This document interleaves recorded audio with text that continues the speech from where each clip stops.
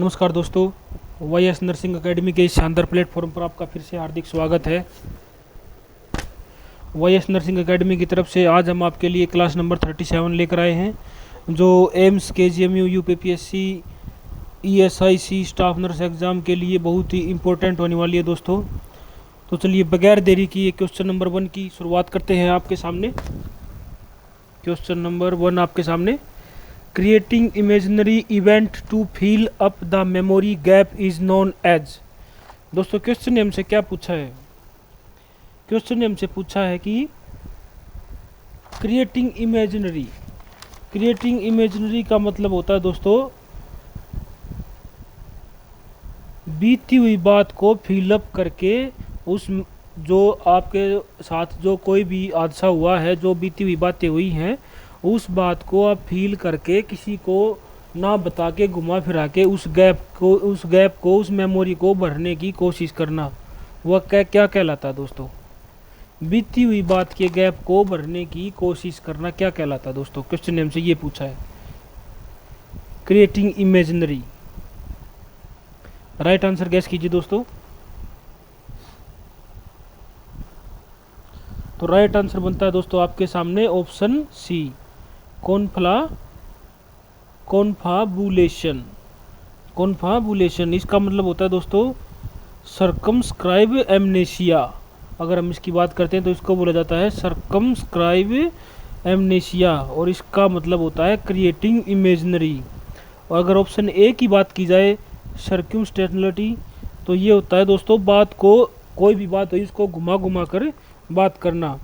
और अगर नियोलॉजिज्म की बात की जाए तो ये होता है दोस्तों, मैंने आपको पहले भी बताया था, नियोलॉजिज्म का मतलब होता है न्यू वर्ड की खोज करना। और अगर कॉम्पिलेशन की बात की जाए दोस्तों तो इसका मतलब होता है अपने दिमाग में आए आइडिया, कोई भी आपके दिमाग में आइडिया आए उसको पूरा करने की कोशिश करना कहलाता है कॉम्प्लूजन। तो यहाँ पर क्रिएटिंग इमेजिनरी की बात हुई थी दोस्तों, और उस मेमोरी को आपने जो आपको फील थी, जो बीती हुई बातें थी, उनको गैप को आपको भरना था, तो उसको बोलते हैं कॉन्फाबुलेशन।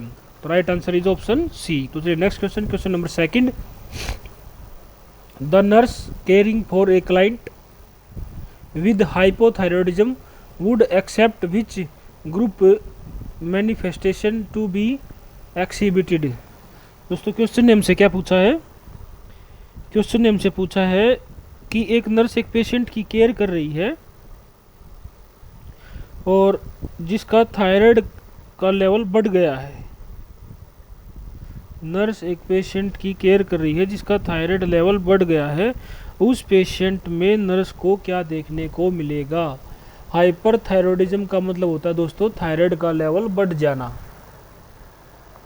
इसमें क्या होता है दोस्तों, थायराइड का लेवल पेशेंट का बढ़ गया है, उस पेशेंट में नर्स को क्या देखने को मिलेगा जिसका थायराइड का लेवल बढ़ चुका है?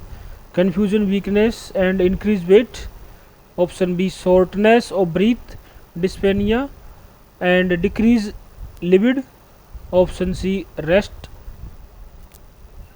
Restlessness, fatigue and weight loss, option D dialysis, hypokalemia and tachycardia. Hypothyroidism का पेशेंट है दोस्तों, उसमें आपको क्या देखने को मिलेगा?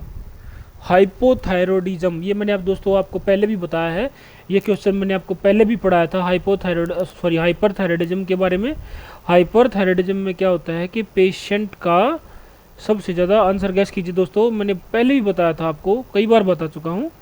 हाइपरथायरॉयडिज्म वाले पेशेंट में हमेशा उस पेशेंट के अंदर, हाइपरथायरॉयडिज्म का मतलब होता है कि पेशेंट का T3 और T4 का लेवल बढ़ चुका है। जो T3 T4 जो हार्मोन है उनका लेवल बढ़ चुका है, और जब उनका लेवल बढ़ता है तो क्या होता है, पेशेंट के अंदर वेट लॉस होता है। तो वेट लॉस अगर की बात की जाए, अगर सीधा एक ऑप्शन को पकड़ते हो आप, तो वो जाता है ऑप्शन सी के वेट लॉस, तो यहीं पर लिखा हुआ है। और रेस्टलेसनेस देखने को मिलेगा, पेशेंट फैटिक देखने को मिलेगा एंड वेट लॉस देखने को मिलेगा। तो इसलिए right answer is option C. तो चलिए नेक्स्ट क्वेश्चन नंबर 3 आपके सामने, in following which is not a antipsychotic drug. दोस्तों क्वेश्चन ने क्या पूछा है कि दिए गई जो ड्रग है आपके सामने, इनमें से कौन सी ड्रग एंटीसाइकोटिक ड्रग नहीं है। कौन सी ड्रग एंटीसाइकोटिक ड्रग नहीं है दोस्तों। हेलोपेरिडोल, इमिप्राइन, क्लोरप्रोमाजाइन, ट्रिफ्लूपेराजाइन। राइट आंसर गैस कीजिए दोस्तों। बाकी सारी ड्रग एंटीसाइकोटिक हैं दोस्तों, लेकिन एक ड्रग ऐसी है जो एंटीसाइकोटिक ड्रग नहीं है। राइट आंसर क्या जाता है दोस्तों, गैस कीजिए। तो राइट आंसर जाता है दोस्तों आपके सामने ऑप्शन बी, जो इमिप्रामिन जो नाम की जो ड्रग है वो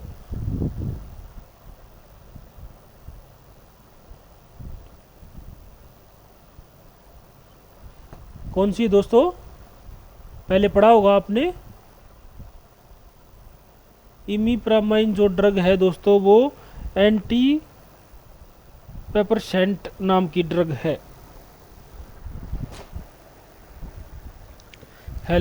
हेलोपेरिडोल, क्लोरप्रोमाजाइन, ट्रिफ्लूपेराजाइन, ये तीनों एंटीसाइकोटिक ड्रग हैं दोस्तों। और जो इमिप्रामाइन नाम की जो ड्रग है वो दोस्तों एंटीपेपरिजेंट नाम की ड्रग है। एंटीपेपरिजेंट नाम की ड्रग में काउंट की जाती है। तो चलिए नेक्स्ट क्वेश्चन दोस्तों। नेक्स्ट क्वेश्चन है आपके सामने option 4, which medication would the nurse accept to be prescribed for a client exhibiting tetany after thyroid surgery. दोस्तों क्वेश्चन ने हमसे क्या पूछा है, क्वेश्चन ने हमसे पूछा है कि एक पेशेंट को कोई मेडिसिन दे रहे हो, तो एक्सेप्ट का मतलब होता है दोस्तों अनुमान लगाना, कि नर्स एक पेशेंट को मेडिकेशन दे रही है, मेडिसिन दे रही है और अनुमान लगा रही है कि किस चीज़ का पेशेंट है, टेटनी थायराइड का। नर्स को पता है कि टेटनी थायराइड का पेशेंट है और वो अनुमान लगा रही है कि उस पेशेंट को उसको कौन सी ड्रग देनी है। देखिए दोस्तों मैंने आपको पहले भी बताया था, जब भी किसी पेशेंट की थायराइड की सर्जरी होती है तो उसके जो थायराइड के जो पीछे वाला जो पार्ट होता है दोस्तों, आगे वाले पार्ट को सर्जरी करके निकाल दिया जाता है। जो पीछे वाला जो पार्ट होता है उसको हम क्या नाम लेते हैं दोस्तों, पैराथायरोग्लैंड। पैराथायराइड ग्लैंड जो होती है दोस्तों, जब भी थायराइड की सर्जरी होती है दोस्तों, तो हमेशा मैंने आपको पहले भी कई बार बता चुका हूं और एग्जामिनर ये बात आपसे दोबारा भी पूछ सकता है, कभी भी पूछ सकता है। एक ही ऑप्शन को आपने पकड़ना है दोस्तों। यहाँ पर जब भी किसी पेशेंट की थायराइड की सर्जरी होगी तो उस पेशेंट में आपको सिर्फ और सिर्फ एक ही चीज़ देखने को मिलेगी, और वो क्या देखने को मिलेगी, वो देखने को मिलेगी आपको कैल्शियम की कमी। उस पेशेंट के अंदर आपको कैल्शियम की कमी देखने को मिलेगी। तो राइट आंसर क्या जाता है दोस्तों आपके सामने, ऑप्शन ए, कैल्शियम। तो चलिए नेक्स्ट क्वेश्चन, क्वेश्चन नंबर 5 आपके सामने। Voltage used in ECT. जो ईसीटी होता है दोस्तों उसमें कितनी वोल्टेज यूज करते हैं हम। ईसीटी का मतलब होता है दोस्तों इलेक्ट्रो कन्फ्यूजल थेरेपी। इलेक्ट्रो कन्फ्यूजल थेरेपी, इसमें कितनी वोल्टेज यूज करते हैं दोस्तों, इसमें वोल्टेज यूज करते हैं हम ऑप्शन बी, 90 से 150 वोल्टेज हम यूज करते हैं। और ये कितनी देर तक देना होता है दोस्तों, ये भी एग्जामिनर पूछ सकता है। तो ये देना होता है दोस्तों 1 सेकंड से कम के समय में देना होता है।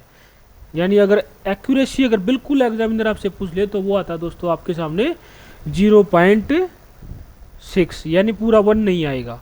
0.1 लिख दिया तो 1 सेकंड हो जाता है दोस्तों, सॉरी 1 लिख दिया तो पूरा 1 सेकंड हो जाता है। और ये छोड़ देना होता है आपको 0.6 सेकंड का। और ये कब आई थी ईसीटी, अगर एग्जामिनर आपसे ये पूछ ले तो ये आई थी दोस्तों 1938 में, 1938 में ये आपको देखने को मिली थी। तो राइट आंसर जाता है दोस्तों आपके सामने ऑप्शन बी। तो चलिए नेक्स्ट क्वेश्चन, क्वेश्चन नंबर 6 आपके सामने। A memory disturbance in which familiar object is treated as unfamiliar object is known as, थोड़ी मिस्टेक है दोस्तों, यहाँ पर ऑब्जेक्ट नहीं है ऑब्जेक्ट है, unfamiliar object is known as. दोस्तों क्वेश्चन ने हमसे क्या पूछा है कि एक मेमोरी लॉस पेशेंट की बात हो रही है यहाँ पर दोस्तों, एक मेमोरी लॉस पेशेंट की जिसकी मेमोरी लॉस हो गई है, लेकिन उस मरीज के साथ क्या हो रहा है कि वो familiar object is treated as unfamiliar, यानी कि उसकी फैमिली का पेशेंट है और वो अपनी फैमिली के ही पेशेंट को वो अनफैमिलियर की तरह बिहेव कर रहा है उसके साथ। उसको मतलब कि क्वेश्चन ये अगर सीधा सीधा बताया जाए दोस्तों तो ये है कि एक किसी इंसान को आप जानते हो, आपकी फैमिली का कोई मेंबर है और उसको जानते हुए भी आप उसको अनजान समझ रहे हो, उसको क्या बोलोगे? यानी फैमिली पेशेंट को अनफैमिली की तरह, अनफैमिलियर की तरह उसको देखना, उससे बात करना, वो क्या कहलाता है दोस्तों? वो कहलाता है दोस्तों आपके सामने ऑप्शन ए, जेमेसिस वीयू। और अगर एग्जामिनर पूछ ले कि अनफैमिलियर टू फैमिलियर, यानी कि अपनी फैमिली का कोई इंसान नहीं है और दूसरी फैमिली का है, उसको आप फैमिली की तरह ट्रीट करते हो, वो क्या कहलाता है? वो कहलाता है दोस्तों डेजा वीयू। दोनों तरीके से एग्जामिनर पूछ सकता है दोस्तों आपसे। फैमिली वाले मरीज को, फैमिली वाले इंसान को अगर अनफैमिलियर की तरह अगर आप डिलीवर कर रहे हो तो वो कहलाता है जेमेसिस वीयू, और अगर अनफैमिलियर को फैमिली की तरह के नाम है आप कर रहे हो तो वो कहलाता है डेजा वीयू। तो इसलिए यहाँ पर फैमिलियर टू अनफैमिलियर की बात हुई थी, तो राइट आंसर जाता दोस्तों आपके सामने ऑप्शन ए, जेमेसिस वीयू। तो चलिए नेक्स्ट क्वेश्चन, क्वेश्चन नंबर 7 आपके सामने। The nurse is administering digoxin, जिसकी ब्रांड नेम दोस्तों मार्केट में अवेलेबल होती है lanoxin, to a client with congestive heart failure, which is the accepted therapeutic effect of this drug. दोस्तों क्वेश्चन ने हमसे क्या पूछा है? क्वेश्चन ने पूछा है कि एक पेशेंट को डाइजोक्सिन नाम की मेडिसिन चल रही है और पेशेंट किस चीज़ का है? कंजेस्टिव हार्ट फेलियर का है, यानी पेशेंट हार्ट फेलियर का है।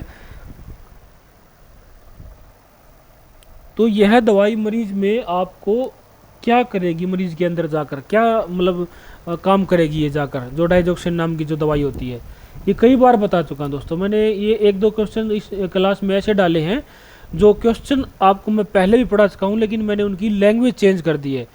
यहाँ पर लैंग्वेज में सीधा सीधा एक हार्ट फेलियर पेशेंट है, आप उसको डाइजोक्सिन नाम की दवाई दे रहे हो, तो वो दवाई पेशेंट के अंदर जाकर क्या इफेक्ट करेगी? राइट आंसर गैस कीजिए दोस्तों। Increased force of heart contraction, increase heart rate, decrease perfusion of the heart muscle, decrease cardiac output.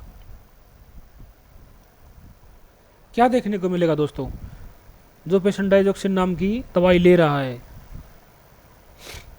डाइजोक्सिन नाम की दवाई जब भी पेशेंट लेता है दोस्तों, तो वो क्या काम करती है? वो सीधा जाकर हार्ट पर असर करती है। हार्ट फेलियर का पेशेंट है तो वो क्या करेगी? Increased force of heart contraction, यानी हार्ट के कॉन्ट्रैक्शन को बढ़ा देगी। जो कंजेस्टिव हार्ट फेलियर का पेशेंट होता है दोस्तों, उसमें क्या होता है कि हार्ट बिल्कुल स्लो स्लो पंप करता है, और जब आप डाइजोक्सिन नाम की दवाई देते हो तो हार्ट पंपिंग इंक्रीज्ड, यानी उसके कॉन्ट्रैक्शन को बढ़ा देता है। और जब भी किसी पेशेंट में दोस्तों अगर एग्जामिनर पूछ ले कि आप उसमें क्या नोट करोगे, ये तो पूछा कि डाइजोक्सिन नाम की दवाई क्या करती है? वो increased force of heart contraction करती है। अगर एग्जामिनर आपसे पूछ लेता है दोस्तों कि जो जिस पेशेंट को आप डाइजोक्सिन नाम की दवाई दे रहे हो उस पेशेंट के अंदर आप क्या नोट करोगे, तो उस पेशेंट के अंदर आप नोट करोगे पेशेंट का कार्डिक आउटपुट। वो आपको क्या देखने को मिलेगा? ये राइट आंसर।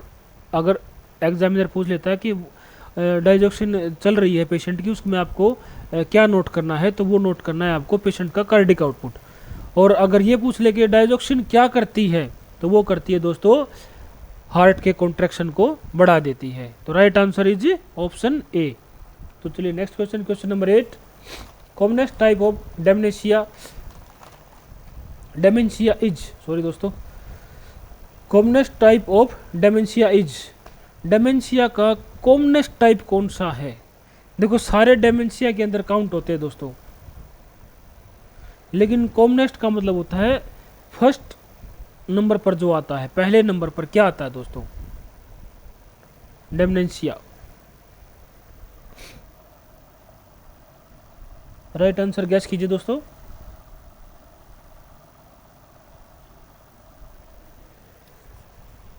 डेमेंशिया का मतलब होता है दोस्तों कॉन्शियसनेस की बीमारी होना, कॉन्शियसनेस की बीमारी होना। और ये मोस्टली किस में देखने को मिलती है, जो कॉमनेस्ट की बात की जाती है तो ये देखने को मिलती है दोस्तों आपको ओल्ड एज पेशेंट के अंदर आपको देखने को मिलती है।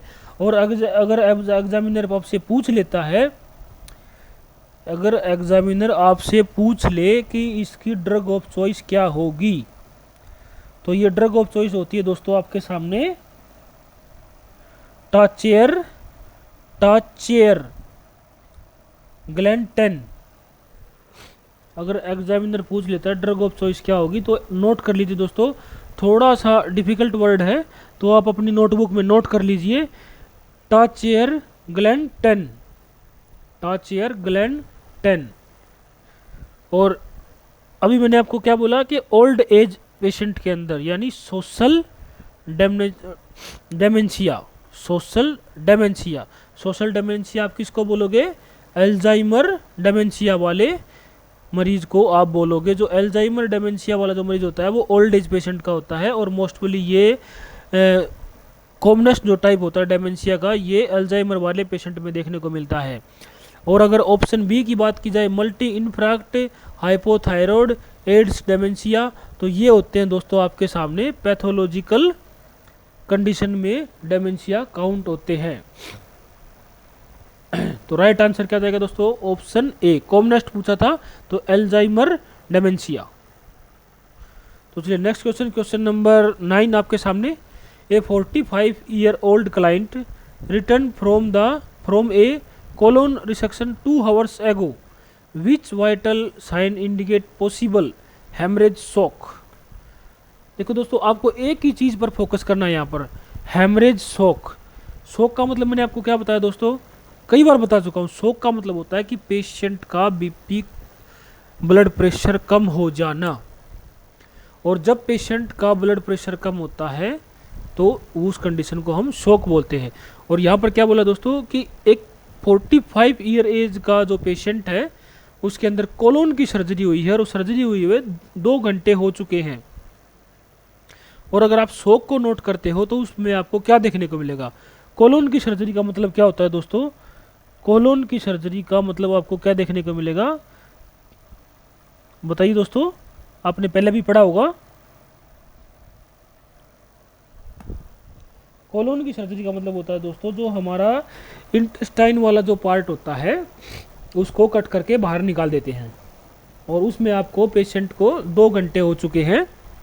और अगर हेमरेज शॉक की बात की जाए वाइटल साइन की, तो आप में वाइटल साइन क्या देखने को मिलेंगे अगर पेशेंट को हेमरेज शॉक है, तो पॉसिबल है, मतलब पॉसिबल हो सकता है कि इस पेशेंट के अंदर आपको हेमरेज शॉक देखने को मिल सकता है। तो उसको देखते हुए आपको पेशेंट में क्या देखने को मिलेगा, कौन से वाइटल साइन एक्यूरेट रहेंगे। ब्लड प्रेशर आपको 120/80 या हार्ट रेट 88 मिलेगी, या फिर ब्लड प्रेशर आपको 170/100 हार्ट रेट आपको 120 देखने को मिलेगी, या फिर अगर ब्लड प्रेशर की बात की जाए 160/98 हार्ट रेट आपको 54 देखने को मिलेगी।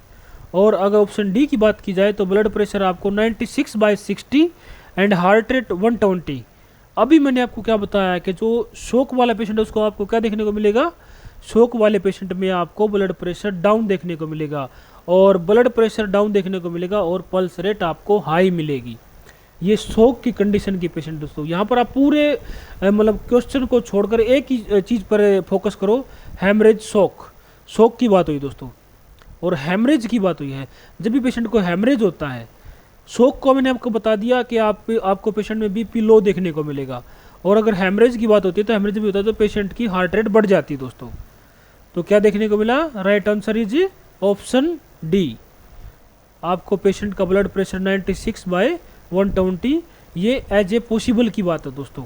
ऊपर नीचे भी हो सकता है। ये नहीं है कि एग्जामिनर ने यही दे दिया तो क्या नाम है, आईसीयू के अंदर आपका पेशेंट एडमिट है तो आपको उसको यही रीडिंग देखने को मिलेगी। मतलब कि ये एक अनुमान लगाया जा रहा है, पॉसिबल अनुमान, कि पेशेंट का ब्लड प्रेशर लो देखने को मिलेगा और हार्ट रेट आपको हाई देखने को मिलेगी। तो चलिए नेक्स्ट क्वेश्चन दोस्तों, क्वेश्चन नंबर 10 आपके सामने। बड़ा ही मज़ेदार क्वेश्चन है दोस्तों, इस सीरीज़ का लास्ट क्वेश्चन है। कल हम आपके लिए एक सीरीज़ और लेकर आएंगे, सॉरी शाम को भी आपको एक सीरीज़ और डालेंगे 38, जो बड़ी इंपॉर्टेंट होगी दोस्तों आपके केजीएमयू के लिए, जिसका एग्जाम अभी आपके नज़दीक आने वाला बिल्कुल। The features of stuporous catatonia are. Stuporous catatonia, stuporous catatonia का मतलब क्या होता है दोस्तों, कि म्यूट एंड मोशनलेस वाली जो कंडीशन होती है उसको हम बोलते हैं स्टूपोरस।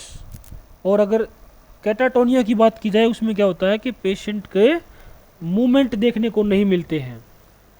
यानी कि एक तो हो गया म्यूट एंड मोशनलेस वाली कंडीशन, और दूसरा हो गया कि मूवमेंट नहीं देखने को मिलेगी। ऐसा कहाँ देखने को मिलेगा आपको? ऑप्शन आपके सामने है दोस्तों। म्यूट एंड मोशनलेस वाली कंडीशन एंड मूवमेंट भी नहीं है उस पेशेंट के अंदर। क्या देखो, कौन सा ऑप्शन होगा आपके सामने? ये कंडीशन किस पेशेंट में देखने को मिलेगी? राइट आंसर गैस कीजिए दोस्तों।